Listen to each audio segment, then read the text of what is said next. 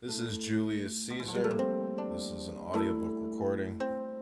This is chapter 10, Year of Rome, 702, book 7 of the Commentaries. Revolt of Gaul, capture of Velanodunum, Genabum, and Noviodunum, sieges of Avaricum and Gergovia, campaign of Labienus against the Parisi, siege of Alesia. The Roman arms had in 6 years subjugated one after another the principal states of Gaul.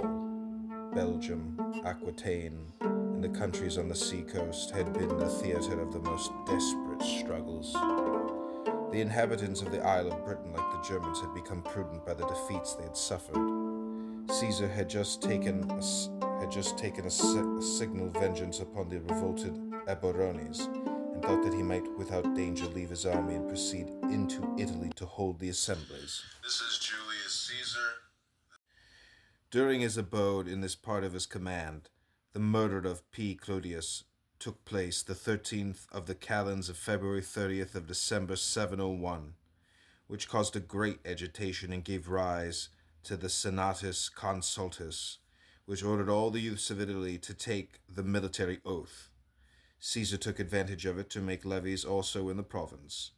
The rumors of what was taking place at Rome soon passed the Alps, to revive the resentments and hopes of the Gauls.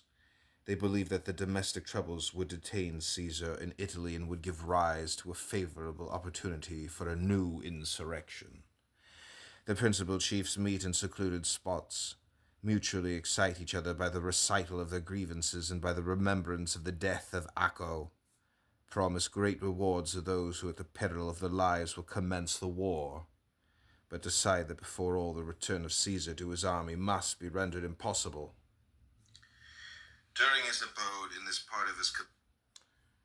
Okay, so this is Julius Caesar, audio book, chapter 10, number 2.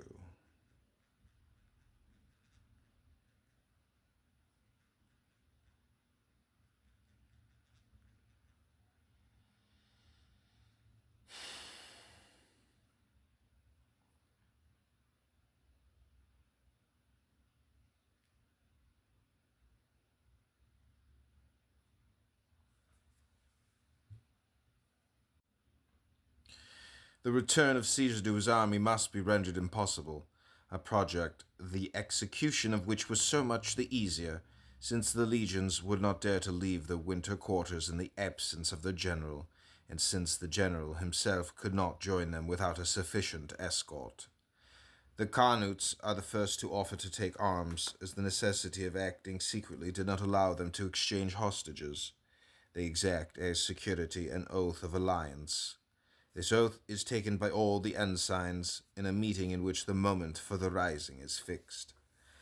On the day appointed to the Carnutes, led by two resolute men, Cotuatus and Conetodonos, rushed to Genabum, Gien, plundered and slaughtered the Roman merchants, amongst others the knight C. Fusius Sita, charged by Caesar with the victualling department. These news reached the return of Caesar to his army. On the day appointed, the Carnutes, led by two resolute men, Cotuatus and Conetodomus, rushed to Genabum, Gien, plundered and slaughtered the Roman merchants, amongst others the knight C. Fusius Sita, charged by Caesar with the victualling department. These news reached every state in Gaul with an extreme celerity, according to the custom of the Gauls of communicating remarkable events by cries transmitted from neighbor to neighbor across the country. Thus what had happened at Genabum at sunrise was known by the Arverni before the end of the first watch towards 8 o'clock at night, at a distance of 160 miles. Vercingetorix, a young Avernan, who possessed great influence in his country and whose father, Celtillus, for a time chief of all Gaul, had been put to death by his countrymen for having aspired to the royalty, calls his clients together and excites their zeal. Expelled from Gergovia by those who were unwilling to tempt fortune with him, he raises the country, and with the help of a numerous band, retakes the town and causes himself to be proclaimed king. Soon he seduces the Senones, the Parisi, the Pictones, the Cadurci, the Torones, the Aulerci, the Lemovies of Armorica, the Andes, and the people who dwell on the shores of the ocean. The commandment is given to him by unanimous consent. He exacts hostages from those peoples, orders a prompt levy of soldiers, fixes the number of men in arms with each country is to furnish in a given time, and occupies himself especially with the raising of the cavalry. Active, daring, severe, and inflexible even to cruelty, he subjects to the most atrocious tortures of those who hesitate, and by these means from Gergovia by those who were active, daring, severe, and inflexible even to cruelty, he subjects to the most atrocious tortures those who hesitate, and by these means of terror soon forms an army. He sent a part of it to the Ruteni under the command of Caducus Lucterius, a man full of daring, and to draw the Bituriges into the insurrection, he invaded their territory. By acting thus, he threatened the province and protected his rear whilst he moved towards the north, where the Roman occupation was concentrated. On his approach, the Bituriges solicited the help of the Aedui, their allies. The last, by the advice of Caesar's lieutenants who had remained with the army, sent them a body of cavalry and infantry to support them against Vercingetorix. But when they reached the law which separated the territory of the two peoples, these auxiliary troops halted for some days and then returned without having dared to cross the river, pretending that they had been betrayed by the Bituriges. Immediately after active, daring, severe which separated the territory of the two peoples, these auxiliary troops halted for some days and then returned without having dared to cross the river, pretending that they had been betrayed by the Bituriges. Immediately after the departure, the latter joined the Arverni. Caesar heard of these events in Italy, and reassured on the troubles in Rome which had been appeased by the firmness of Pompey, he took his departure from Transalpine Gaul. When he arrived on the other side of the Alps, perhaps on the banks of the Rhone, he was struck with the difficulties which lay in the way of his joining the army. If he sent for the legions into the Roman province, they would be compelled on their way to fight without him.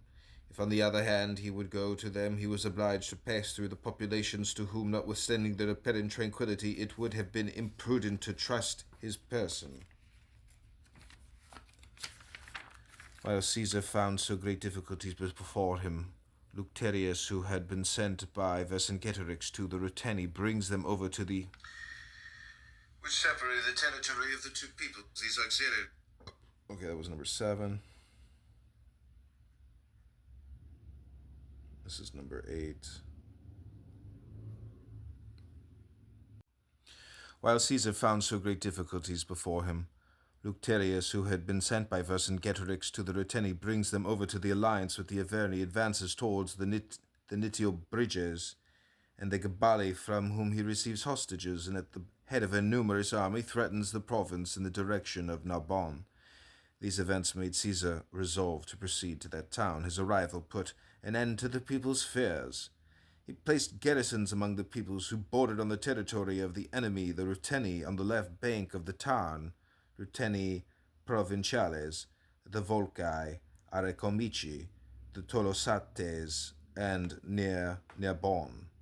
At the same time, he ordered a part of the troops of the province and the reinforcements which he had brought from Italy to unite on the territory of the Helvae, which bordered upon that of the Arverni. Intimidated by these dispositions, Lucterius did not venture to engage himself in the midst of these garrisons and retired. The first danger, while Caesar found so great these events made Caesar resolve to proceed to that town. His arrival put an end to the people's fears. This first danger averted, it was important for Caesar to prevent Vercingetorix from raising other peoples who might perhaps be inclined to follow the example of the Bituriges.